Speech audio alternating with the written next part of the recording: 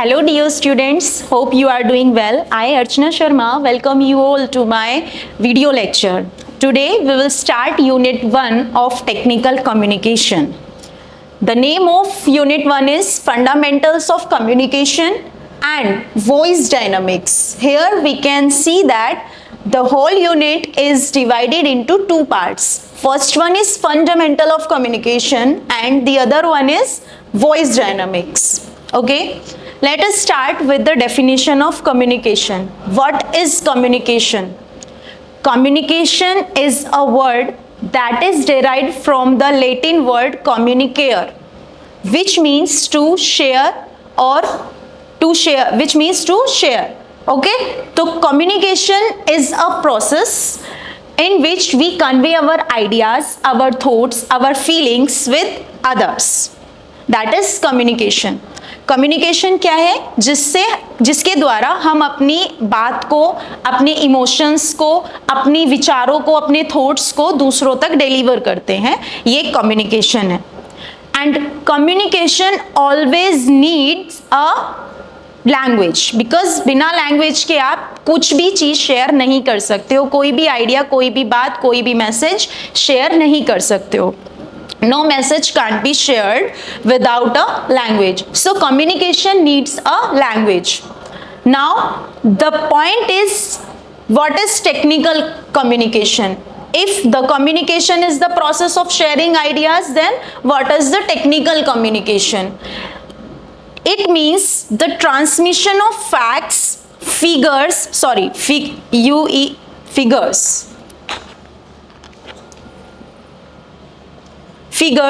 ideas and all sorts of scientific and technical information. Technical communication में हमारा जो message होता है वो टेक्निकल और साइंटिफिक होता है. कम्युनिकेशन में जो मैसेज होता है वो जनरल मैसेज होता है, क्योंकि ये जस्ट एक प्रोसेस है जिसमें हम अपने आइडियाज़ को शेयर कर रहे हैं. टेक्निकल कम्युनिकेशन में कम्युनिकेशन तो है, आइडियाज़ हम शेयर कर रहे हैं, लेकिन टेक्निकल मैसेज हम शेयर कर रहे हैं. यहाँ यही चीज लिखी है, transmission of facts, figures, ideas, और all should be scientific and technical. That is clear? What is the main difference between technical and general communication? Now let us differentiate the general and technical communication.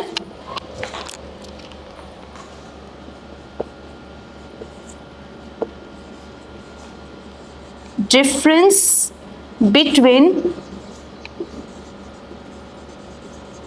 general and technical communication.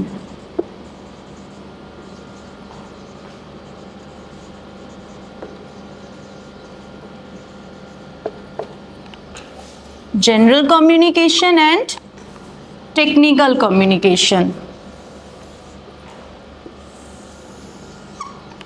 The first and fundamental difference is that general communication always contains a general message, as we already discussed.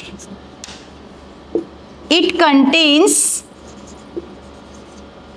general message. Okay? And in technical communication, what did I say? It contains a technical message.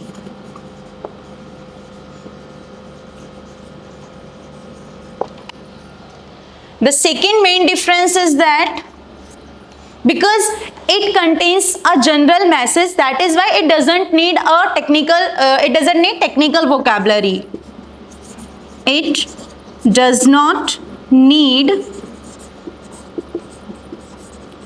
technical vocab or vocabulary, but it contains a technical message or technical content. That is why it always requires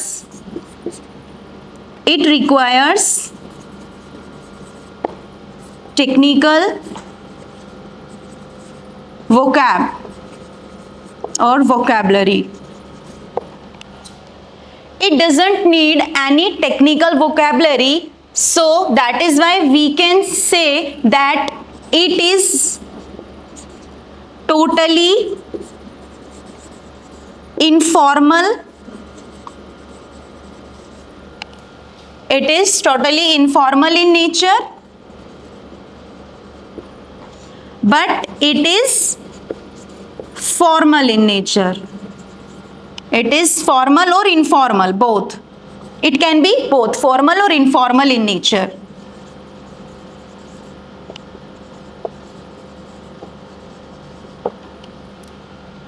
Okay. Fourth point is general communication में हमें कोई भी specific purpose की requirement नहीं होती. Technical message में, technical communication में हमें हमेशा एक स्पेसिफिक पर्पस की नीड होती है. Specific purpose means we always required a specific topic, जिसपे हम स्पेसिफिक टॉपिक होगा जिसपे हम बात करते हैं, जिसपे हम अपना कन्वर्सेशन, अपना कम्युनिकेशन, अपने फीलिंग्स, अपने थॉट्स, आइडियाज शेयर करते हैं. Okay. No specific purpose is required. Here it requires a specific purpose. Along with purpose it requires a specific audience. क्योंकि जब टॉपिक स्पेसिफिक है तो ऑडियंस भी स्पेसिफिक होना जरूरी है. स्पेसिफिक टॉपिक स्पेसिफिक ऑडियंस के लिए होगी. हर टेक्निकल मैसेज हर ऑडियंस के लिए नहीं होगा, लेकिन जनरल मैसेज कौन सा होता है? जो जनरल मैसेज है, जो आप जनरली सभी के साथ उसको कन्वे कर सकते हो. Fifth, no specific audience is required. Here it needs a specific audience. Here we are discussing technical communication, that is a specific topic. Technical communication एक स्पेसिफिक टॉपिक है जो कि स्पेसिफिक ऑडियंस के लिए है.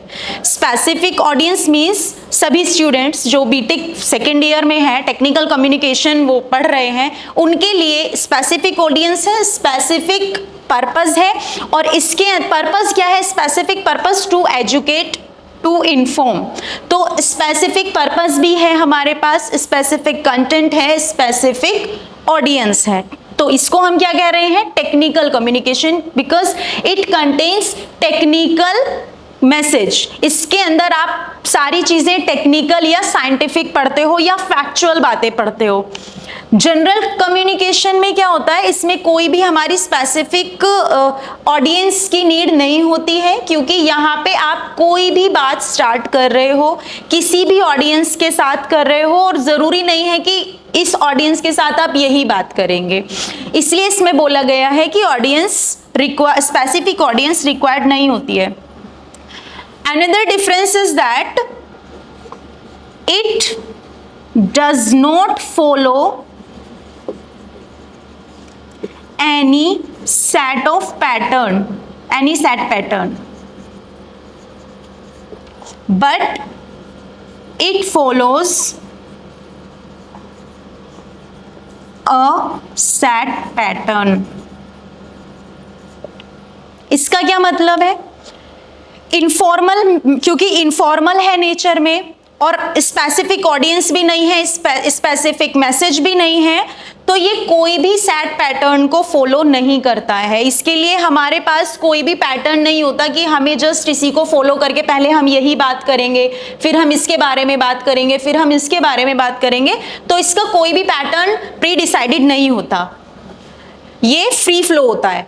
यहाँ it follows a set pattern. Set pattern क्यों? क्योंकि एक स्टैंडर्ड तरीके से फॉर्मेटिंग किया हुआ होता है. तो जो फॉर्मेट हमें दिया गया है, जो उसका स्टैंडर्ड वे है, हम उसी फ्लो में इसको डिस्कस करते हैं या अपनी इंफॉर्मेशन को डिलीवर करते हैं. Okay. So come to the next topic. The next topic is roles and purpose of communication. Why do we need communication? Why do we communicate to others? हम क्यों communication करते हैं दूसरों के साथ? कुछ तो objectives होते होंगे जिसकी वजह से हम communication करते हैं. Here we are communicating with a specific purpose, that is to educate, that is to inform.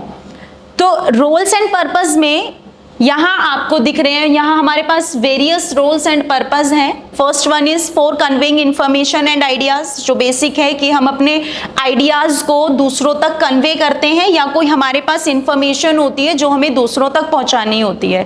First one is clear, to convey information and ideas to others. Second one is expressing our thoughts and emotions. पहले में हम just हमारे पास जो information है हम वो दूसरों को कन्वे कर रहे हैं. सेकेंड में हमारे जो थॉट्स हैं, हमारी क्या फीलिंग्स हैं, हमारी क्या थॉट्स हैं, हम अपनी फीलिंग्स और अपनी थॉट्स को दूसरों को एक्सप्रेस कर रहे हैं. क्यों अपनी फीलिंग्स और थॉट्स को एक्सप्रेस कर रहे हैं? So that the others can understand us easily, effectively. Third one is building relationships. Okay, when we convey information, when we express our thoughts and feelings to others, जब हम दूसरों के साथ अपनी फीलिंग्स को शेयर करते हैं, इंफॉर्मेशन को शेयर करते हैं, then a relationship builds between the two persons. दो लोगों के बीच, दो पार्टीज के बीच क्या होता है? एक रिलेशनशिप बिल्डअप करना होता है. इसीलिए कम्युनिकेशन की नीड होती है. तो बिल्डिंग रिलेशनशिप मीन्स के क्लाइंट का, जैसे सेलर का बायर के साथ, फैकल्टी या टीचर का अपने स्टूडेंट्स के साथ, नेबरहुड में हो जाता है. अब हम क्योंकि बात कर रहे हैं टेक्निकल कम्युनिकेशन की, तो हम प्रोफेशनल ही बात करेंगे या ऑफिशियल कम्युनिकेशन की ही बात करेंगे. तो रिलेशनशिप बिल्डअप करना बहुत ज़रूरी है. आगे आप पढ़ेंगे धीरे धीरे कि क्यों रिलेशनशिप बिल्डअप ज़रूरी है, कैसे कैसे बिल्डअप होता है. But you can see here that this is the basic और fundamental point, that is communication. Without communication no relationships can be build. Next point is influencing and persuading. Influencing and persuading means when you want to convince others. जब आप दूसरों को convince करना चाहते हो, अपनी बात को मनवाना चाहते हो, खुद का इन्फ्लुएंस सामने वाले पे डालना चाह रहे हो. इन्फ्लुएंस डालने का मतलब यही है कि आप उसको परसुएड कर रहे हो, किसी चीज़ के लिए कन्विंस कर रहे हो. तब भी हम क्या करते हैं? कम्युनिकेशन करते हैं.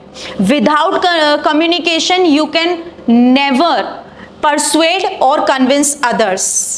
दूसरों को कन्विंस करने के लिए बात होनी जरूरी है. बात कैसे होगी? कम्युनिकेशन से होगी. और कम्युनिकेशन के लिए क्या जरूरी है? लैंग्वेज जरूरी है. This point is clear. Next one is problem solving and conflict resolution.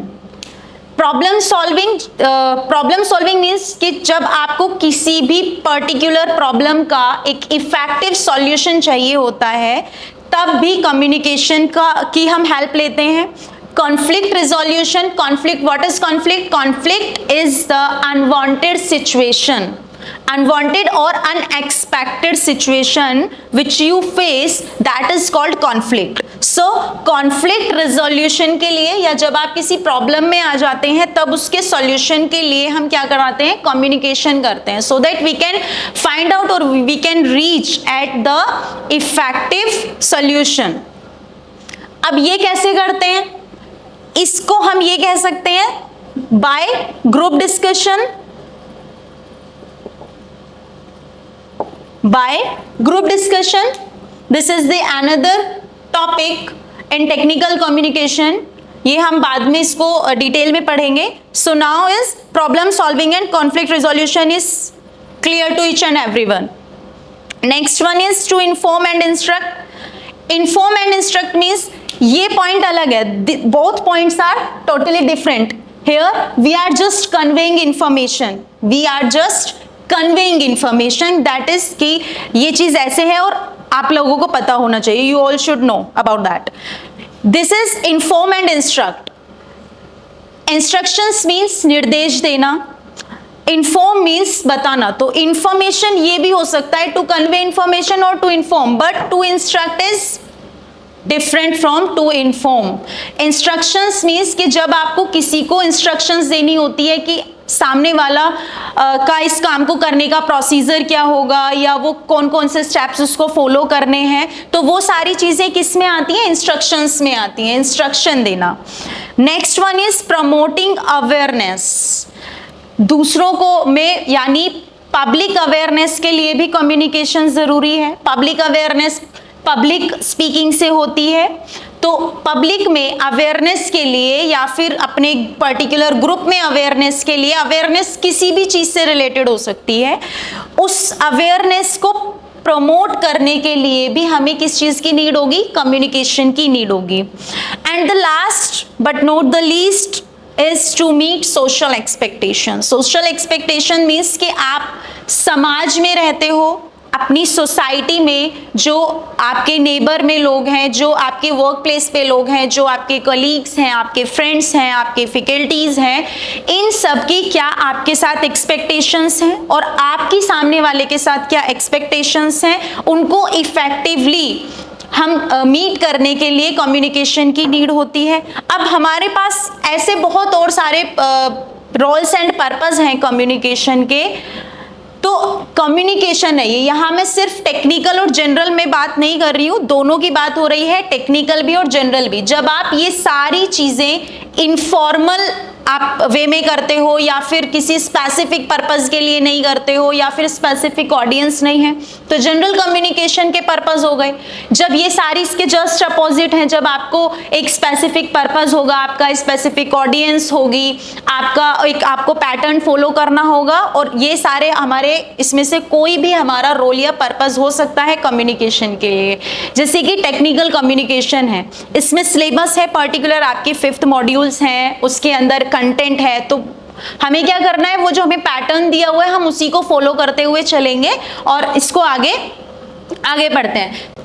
Next topic is types and flow of communication, but before discussing this we all should know that there is a process of communication.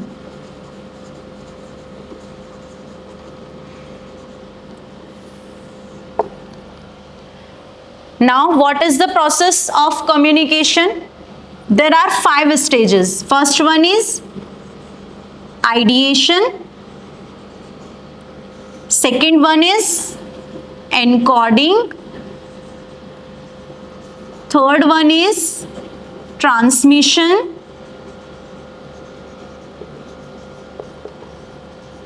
after transmission next point is decoding, and lastly feedback. Process of communication में there are 1 2 3 4 5 stages. Okay, first one is ideation. What is ideation? Ideation is the stage, it is the initial stage. Initial stage means when you ideate your thoughts. जब हम कोई भी message frame करने के लिए हमारे mind में जो थॉट्स आते हैं उसको हम आइडिएशन कहते हैं। लाइक हमारे पास कोई एक पर्टिकुलर टॉपिक है कि हमें इस पे अपना स्पीच, अपना कंटेंट प्रिपेयर करना है, तो आइडिएशन मीन्स कि हमें इसमें इसके टाइप्स भी लिखने हैं, डेफिनेशन भी इंक्लूड होनी चाहिए, प्रोसेस भी होना चाहिए, इफेक्ट्स भी होने चाहिए, प्रिकॉशंस भी होनी चाहिए। तो वो जो हमारा आइडिएशन चलता है, कंटेंट कितना होगा, पैराग्राफ की लेंथ कितनी होगी, टाइम के अकॉर्डिंगली हम जो चीज़ें हमारे माइंड में आती हैं, तो वो क्या है, ideation. It is the initial stage in which we ideate our feelings and thoughts as well to encode the message, right? Second stage is encoding. Encoding means after ideation we have to encode our message properly so that the readers and listeners can read or listen it very effectively and efficiently in a clear manner. Encoding में हम क्या करते हैं, जो हमारे ideation में चीजें आती हैं, आइडिएशन में जो हमारा कंटेंट आया, अब हमें उसे क्या करना है, एनकोड करना है। एनकोड मीन्स एक ऑर्गेनाइज्ड वे में इसको, मतलब एक ऑर्गेनाइज्ड स्ट्रक्चर में इसको फ्रेम करना है, ताकि जो लोग इसको सुन रहे हैं, समझ रहे हैं या पढ़ रहे हैं, उनको कोई प्रॉब्लम ना आए। ओके, तो एनकोडिंग हम करते हैं as per the audience analysis. Audience analysis अभी आगे बताऊंगी ऑडियंस एनालिसिस क्या होता है, बट आइडिएशन करने के बाद इतना समझना है कि हम अपने मैसेज को फ्रेम करते हैं, इफेक्टिव वे में करते हैं, इजी वे में करते हैं, स्टैंडर्ड वे में करते हैं, सो दैट कि सबको क्लियरली वो समझ में आ जाए बिना किसी इश्यूज के। एनकोडिंग समझ में आया। एनकोडिंग में एनकोडिंग के बाद होता है ट्रांसमिशन।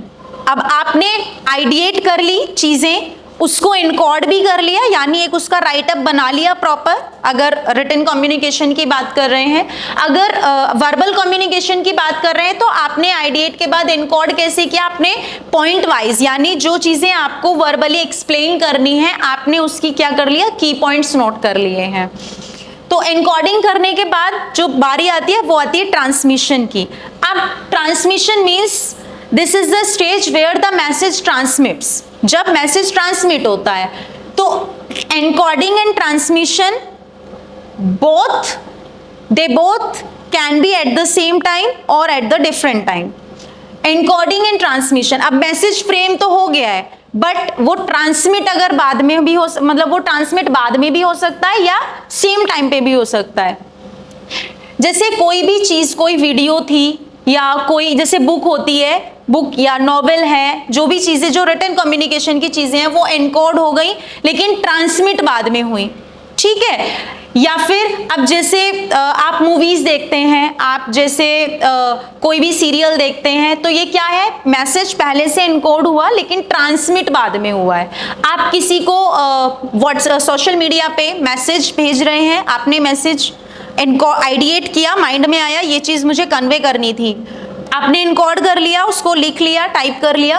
अब आप ट्रांसमिट नहीं कर रहे हैं, ट्रांसमिट आप क्या कर रहे हैं, ट्रांसमिशन के लिए वेट कर रहे हैं, किसका, राइट टाइम का। तो जरूरी नहीं है कि ट्रांसमिशन सेम टाइम पे हो, transmission can be at the same time और at the different time. Transmission हो गया, नेक्स्ट स्टेज आ जाती है डिकोडिंग की।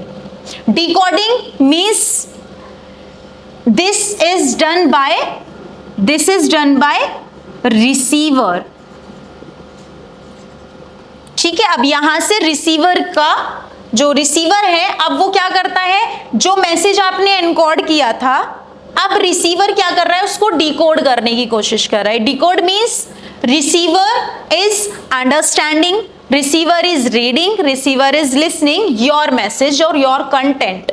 आपने जो चीजें एनकोड की, अगर रिसीवर ने वही चीजें डिकोड की तो आपका कम्युनिकेशन इफेक्टिव है, ठीक है। अब एनकोडिंग इसीलिए हमारी प्रॉपर और इफेक्टिव होनी चाहिए क्योंकि हमें अपना मैसेज कैसा बनाना है, इफेक्टिव मैसेज बनाना है या इफेक्टिव कम्युनिकेशन बनाना है।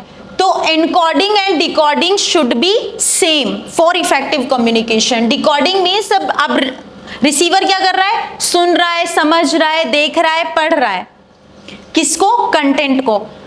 अब मैं ये कह सकती हूँ कि ट्रांसमिशन के टाइम पे ही डिकोडिंग हो, और ऐसा भी जरूरी नहीं है कि टाइम पे ये ट्रांसमिशन और डिकोडिंग सेम टाइम पे होंगे, ये डिफरेंट टाइम्स पे भी हो सकते हैं।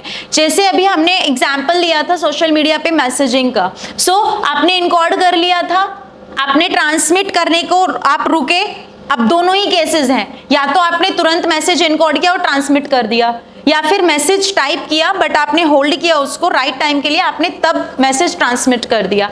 अब मैसेज ट्रांसमिशन तो हो गया, बट क्या रिसीवर ने सेम टाइम पे डिकोड किया? जब फेस टू फेस इंटरेक्शन होता है, फेस टू फेस कम्युनिकेशन होता है, तो वहां क्या है, इनकोडिंग, ट्रांसमिशन, डिकोडिंग सब सेम टाइम पे चलता है। बट जब फेस ऑफ कम्युनिकेशन हो, या फिर हम कह सकते हैं कि जब कोई प्री रिकॉर्डेड चीजें हमारे सामने आती हैं, तो ये तीनों डिफरेंट टाइम पे होते हैं। अब आपने मैसेज तो सेंड किया, बट क्या रिसीवर ने सेम टाइम पे उसको सीन किया? This is the main point, encoding, transmission and decoding. Last one is feedback. Without feedback, the entire process is incomplete. क्योंकि फीडबैक ही हमें ये बताता है, अब फीडबैक किसकी तरफ से जाएगा, ये भी रिसीवर की तरफ से जाएगा, किसको, सेंडर को, ठीक है। रिसीवर ही बताएगा फीडबैक के थ्रू कि उसको कितना समझ में आया है, कहाँ प्रॉब्लम आ रही है, आगे प्रोसीड करना है कि नहीं करना है, राइट। तो feedback plays a vital role in communication. Well, I have discussed the process of communication. It contains 5 steps, that is ideation, encoding, transmission, decoding and feedback. Clear? Now come to the point. Types and flow of communication. There are basically 4 types in or flow. We can say that flow of communication in which basically these are the directions, these are the dimensions in which the communication flows. ये क्या है, ये कुछ dimension हम इनको कह सकते हैं या फिर हम इनको डायरेक्शन कह सकते हैं, जिसमें जो इंफॉर्मेशन, जो मैसेज, जो कंटेंट है वो फ्लो होता है। ओके, तो first one is upward communication. Upward communication, it means when the lower level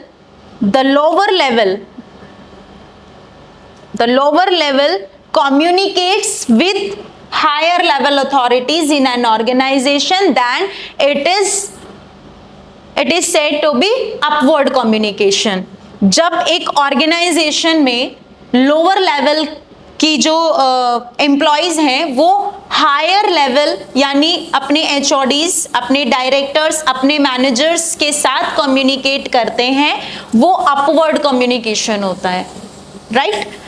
Downward is just opposite of upward communication. In downward communication, when higher authorities communicates with lower employees, lower level employees, then it is said as downward communication. अब upward and downward communication में क्या होता है, upward communication किस form में होता है, it can be in the form of reports, in the form of complaints. Upward communication क्या है, अब आप लोअर लेवल के जो एम्प्लॉइज होते हैं वो क्या, अभी हमने पर्पस पढ़े थे, पर्पस कुछ भी है, इन्फॉर्म करना भी हो सकता है, परसुएड करना भी हो सकता है, जैसे request, we can say that request is another purpose of upward communication. तो अपवर्ड कम्युनिकेशन में क्या कर रहे हैं, लोअर लेवल के एम्प्लॉइज या तो कोई रिक्वेस्ट लेके जाते हैं या जो उनकी रूटीन या डेली बेसिस की जो रिपोर्ट्स होती हैं उसको सबमिट करने जाते हैं, या फिर किसी भी तरीके की कोई इंफॉर्मेशन प्रोवाइड करने के लिए जाते हैं। कई बारी क्या करते हैं, ग्रुप डिस्कशन या कंसेंट लेने के लिए या अप्रूवल लेने के लिए भी अपवर्ड कम्युनिकेशन होता है। तो हमारी अपवर्ड कम्युनिकेशन के भी वेरियस ऑब्जेक्टिव्स हैं। डाउनवर्ड कम्युनिकेशन किस फॉर्म में होता है, डाउनवर्ड कम्युनिकेशन इंस्ट्रक्शन की फॉर्म में हो सकता है, या फिर जैसे मेमोरेंडम की फॉर्म में हो सकता है, किसी भी सर्कुलर की फॉर्म में हो सकता है, मीटिंग्स की फॉर्म में हो सकता है। तो डाउनवर्ड कम्युनिकेशन मतलब कि जब हायर अथॉरिटी कोई एक सर्कुलर निकाल दे या कोई भी एक आपको इंस्ट्रक्शंस दी जा रही हो, आपको किसी भी चीज़ की कुछ गाइडलाइंस दी जा रही हो, वो सारी किस में आ रही हैं, डाउनवर्ड कम्युनिकेशन में आती हैं, राइट। डाउनवर्ड कम्युनिकेशन में क्या हो रहा है, हायर लेवल अथॉरिटी कम्युनिकेट कर रही है लोअर लेवल के एम्प्लॉयज को। Now the next is lateral और हॉरिजॉन्टल कम्युनिकेशन। लेटरल और हॉरिजॉन्टल कम्युनिकेशन, यहाँ पे व्हेन द कम्युनिकेशन यहाँ क्या होता है, जब कम्युनिकेशन होता है अमंग, इसको हम पीयर टू पीयर कम्युनिकेशन कह सकते हैं। Peer to peer communication means जब सेम लेवल के एम्प्लॉइज एक दूसरे से कम्युनिकेट करते हैं तो उसको हम हॉरिजॉन्टल या लेटरल कम्युनिकेशन कहते हैं। For example, when HOD of mechanical department communicates with the HOD of electrical department, it is said to be lateral or horizontal communication. When the student of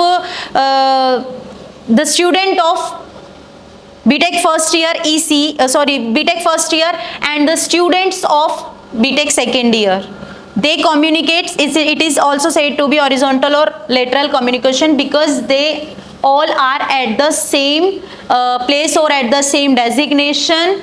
It is called lateral or horizontal communication. अब lateral और horizontal में क्या आ जाता है, inside and outside भी आता है, inside and outside.